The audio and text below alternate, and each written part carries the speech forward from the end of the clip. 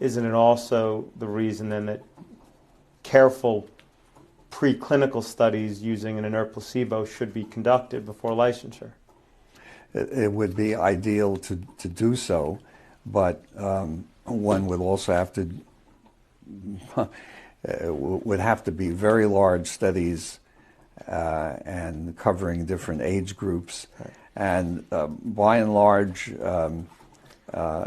those data come out much later after experience with a vaccine used in thousands or millions of people. This is an excerpt from the IOM's report, right? Yes. Okay. And this is where the IOM discusses the evidence with regard to whether DTaP or Tdap cause autism, correct? Correct. Okay. If you turn to the second page, can you read the causality conclusion with regard to whether DTaP and Tdap cause autism? The evidence is inadequate to accept or reject a causal relationship between diphtheria toxoid, tetanus toxoid, or acellular pertussis containing vaccine and autism. So the IOM reviewed the available evidence with regard to whether Tdap or DTaP can cause autism, and their conclusion was the evidence doesn't exist to show whether DTaP or Tdap do or do not cause autism, correct? Yes, but the point is that there are no studies showing that it does cause autism, except one study by two well-known anti-vaccination figures, Geyer and Geyer, who have no legitimacy whatsoever. So what they're saying is that there's no evidence, and the important point from my point of view is that there is no positive evidence. Right. To do a proper study, as we've been discussing, which would disprove it, would involve the controlled administration of vaccines and withholding vaccines from children who should have them. But since there's no evidence that DTaP or Tdap don't cause autism, you can't yet say that vaccines do not cause autism, correct?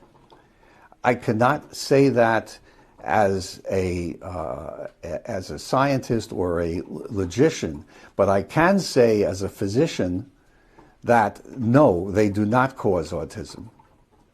Okay, so what you're saying is, as a physician or logician, then you couldn't say vaccines do not. You could not say vaccines do not cause autism, but as a pediatrician, you're saying that you would say that to a parent because you want to make sure they get the vaccine. Is that right?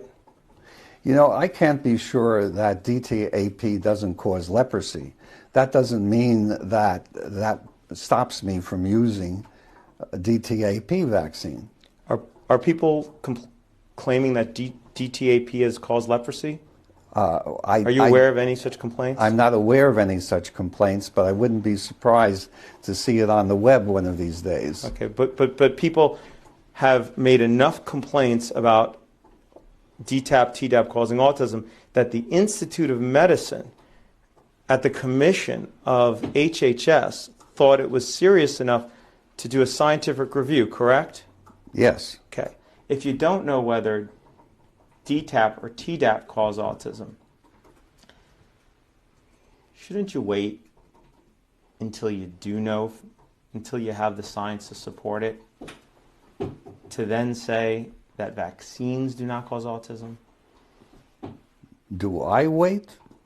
No, I do not wait, because I have to take into account the health of the child. And so for that reason, you're okay with telling the parent that DTaP, Tdap does not cause autism, even though the science isn't there yet to support that claim? Absolutely. I'm also willing to tell them it doesn't cause leprosy. Okay. Again, did the IOM review whether DTaP causes leprosy? No. Okay.